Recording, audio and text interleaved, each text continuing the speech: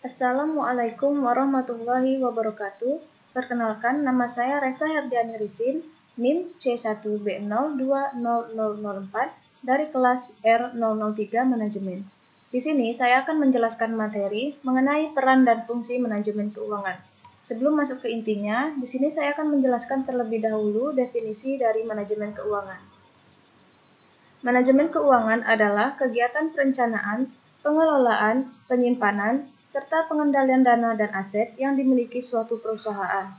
Pengelolaan keuangan harus direncanakan dengan matang agar tidak timbul masalah di kemudian hari. Selanjutnya ada pengertian manajemen keuangan menurut para ahli. Di sini saya mengambil 4 para ahli. Yang pertama dari Liefman. Liefman mengemukakan bahwa manajemen keuangan merupakan usaha untuk menyediakan uang dan menggunakan uang untuk mendapat atau memperoleh aktiva. Yang kedua dari Erlina SE. Ia mengungkapkan bahwa manajemen keuangan merupakan manajemen terhadap fungsi-fungsi keuangan. Fungsi-fungsi keuangan tersebut meliputi bagaimana memperoleh dana dan bagaimana menggunakan dana tersebut. Yang ketiga ada Prawironegoro. Menurut beliau, manajemen keuangan yaitu aktivitas pemilik dan manajemen perusahaan untuk memperoleh modal dan semurah-murahnya dan menggunakan seefektif, seefisien, dan seproduktif mungkin untuk menghasilkan suatu laba. Yang keempat ada Suat Husnan. Ia mengemukakan bahwa manajemen keuangan ialah manajemen terhadap fungsi-fungsi keuangan. Next, selanjutnya ada ruang lingkup manajemen keuangan. Ruang lingkup ini terbagi menjadi 3. Yang pertama ada keputusan pendanaan. Keputusan pendanaan ini mencakup segala kebijakan manajemen yang berhubungan dengan cara memperoleh dana perusahaan. Yang kedua ada keputusan investasi. Keputusan investasi ini meliputi segala yang berkaitan dengan kebijakan penanaman modal perusahaan seperti aktivitas tetap. Yang ketiga atau yang terakhir yaitu ada keputusan pengelolaan aset, yang meliputi kebijakan yang berkaitan dengan pengelolaan aset yang dimiliki secara efisien. Hal tersebut diperlukan untuk mencapai tujuan perusahaan. Selanjutnya ada prinsip manajemen. Prinsip ini terbagi menjadi 7. Yang pertama ada akuntabilitas. Akuntabilitas adalah kewajiban moral dan hukum yang terdapat dalam sebuah perusahaan, sehingga dapat diketahui dari mana dana diperoleh, dana dipakai untuk apa saja, serta bagaimana perusahaan memakai dana tersebut. Yang kedua ada konsistensi.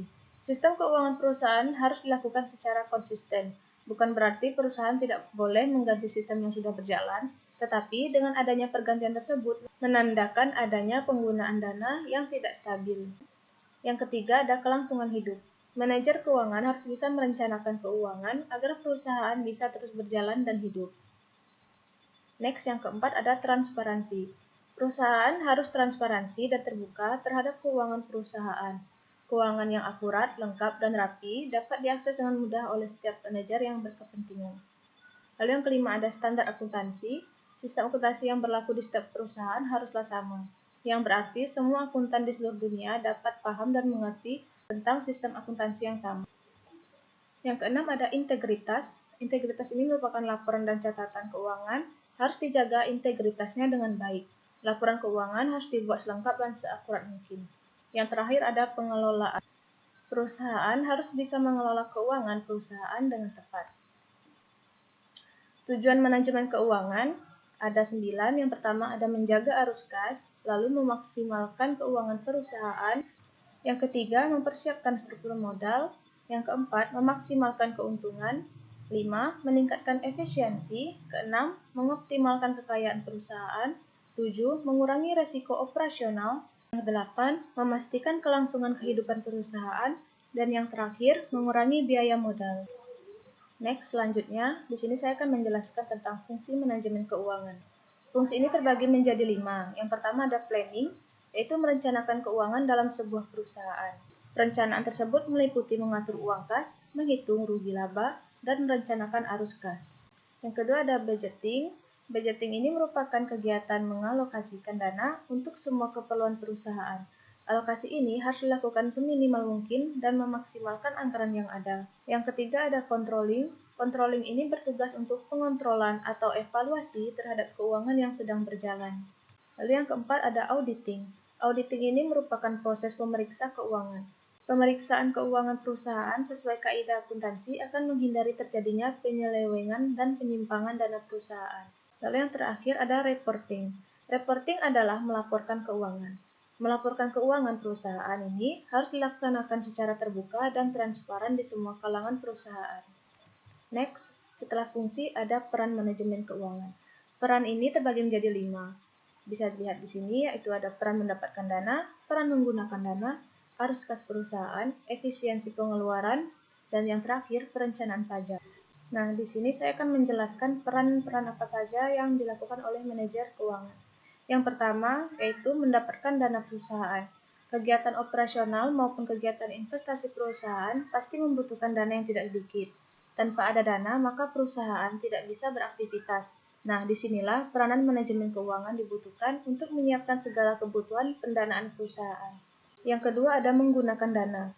Penggunaan dana perusahaan bisa berupa penggunaan untuk kegiatan operasional rutin perusahaan dan kegiatan investasi. Menggunakan dana untuk kegiatan operasional rutin perusahaan merupakan kegiatan yang dijalankan sehari-hari untuk memproduksi atau menghasilkan suatu produk. Yang ketiga ada arus kas perusahaan. Nah, manajemen keuangan harus bisa mengelola arus kas perusahaan secara efektif. Kegagalan dalam mengelola arus kas bisa menyebabkan perusahaan tidak sanggup membayar kewajiban yang dimiliki. Kegiatan operasional pun bisa terganggu.